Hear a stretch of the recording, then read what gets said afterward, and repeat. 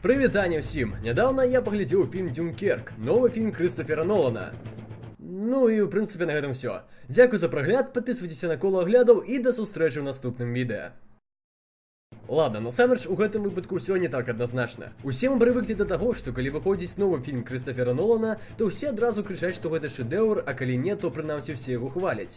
І адной фразай, што рэжысёр фільма Крістофер Нолан, можна было сканчваць любую рэцэнзію, ведаючы, што яна ўжо аўтаматычна будзе станоўчай. Але не ў гэты раз. Цяпер Крістофер вырашыў паспрабаваць сябе ў ваеннай тэме, а менавіта ў эпізодзе, які называецца «Дюнкерская эвакуацыя». Гэта той момант у гісторыі Другой сусветнай вайны, калі ў 40-м годзе Трэці рэйх заціснуў войскі саюзнікаў на французскіх берагах у горадзе Дюнкерк. І жаўнерам заставалася толькі маліцца і чакаць, бо эвакуіраваць трэба было амаль паўмільёна чалавек, што было практычна немагчыма. І вось гэты гістарычны момант прыглядзеўся Нолану, і ён вырашыў зняць пра гэта кіно. Прывітанне з 58-га. Дык а што ж у выніку ў яго атрымалася?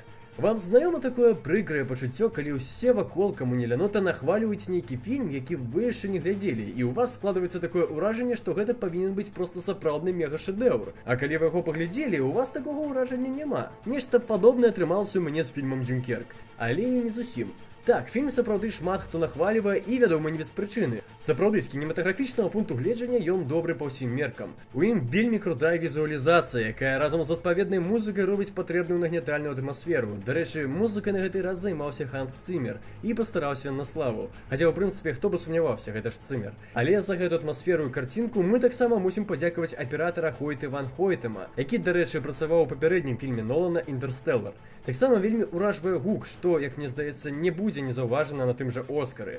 Карацей, уся візуалізацыя выглядала вельмі атмасферна і рэалістычна.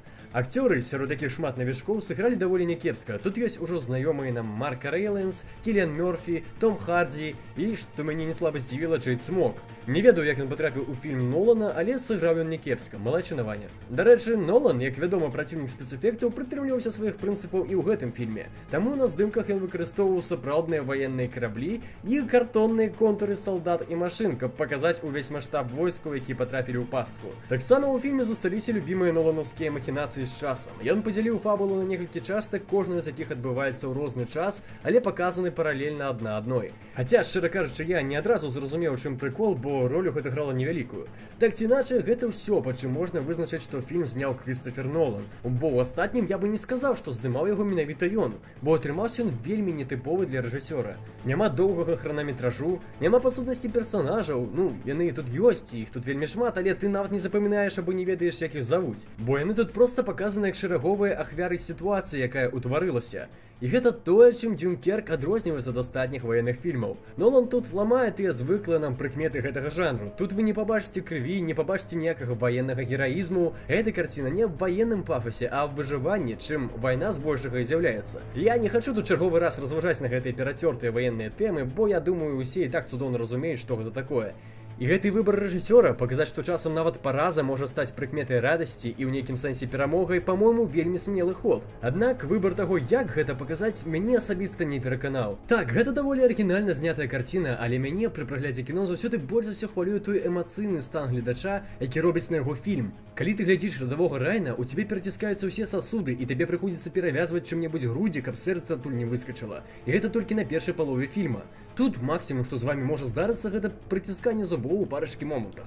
Можа быць, гэта з-за таго, што героі фільма для нас ніхто, і мы не вельмі-то за іх перажываем. Ці можа проста тут не так і шмат сапраўды жорсткіх момантаў. Я дакладна сказаць не магу. Але як бы банальна не выглядаў, напрыклад, апошні фільм Мэла Гібсона з крывёю, рамантыкай і гераізмам, але нават ён робіць большае захапленне. І я разумею, што не трэба слухаць чужыя хвалібы, каб не ствараць сабе завышаных чаканняў, але яны стварыліся аўтаматычна, так як гэта фільм Крістофера Нолана, таго ж рэжысёра, які падарыў нам памятай, прэстыж і, магчыма, лепшую экранізацыю коміксаў за ўсю гісторыю кіно. А тут ты трапляеш на Дюнкерк, які, па-мойму, для самога Нолана з'яўляецца эксперыментам. Я, прызнацца, не паспеў яшчэ паглядзець усе фільмы рэжысёра, а менавіта «Пераследаванне» і «Бяссонніцу». Але з тых, што я бачыў, гэта, напэўна, самы слабы яго фільм. Я ні ў якім разе не кажу, што ён кепскі. Як эксперыментальны фільм пра вайну ён атрымаўся досыць цікава, але я не стану яго ўспамінаць пасля прагляду, ці не буду хацець яго калі-небудзь яшчэ пераглядзець, як у выпадку з астатнімі ноланаўскімі карцінамі. Вось калі глядзіш фільм гэтага рэжысёра, то так увесь час і чакаеш чагосьці большага, чым проста Дюнкерк.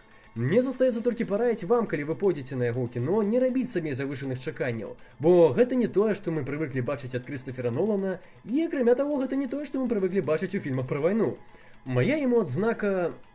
Давайте уявім, што ў парку атракцыёну хацелі пабудаваць 8 колаў агляду, але на 8 не хапіла матэрыялу, і яно засталося недаробленым. Вось прыкладна такая адзнака ў мяне і выбудавалася фільму «Дюнкерк». Я не магу сказаць, што гэта шэдэўр ці нешта суперзвыш, бо Нолан нам ужо паказваў, што ў яго разуменні значыць суперзвыш. Але фільм цудоўна зняты ў тэхнічным плане і мае сваю разынку сярод астатніх фільмаў ваякаў. Пішыце, што вы думаеце наконт Дюнкерку.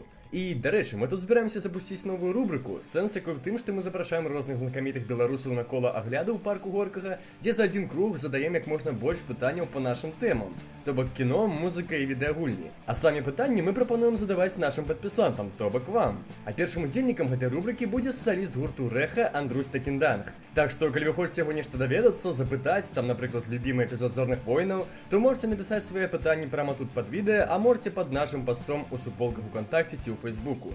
Подписывайтесь на канал и не переключайтесь, бо скоро, як бачите, буде ще шмат цікавого.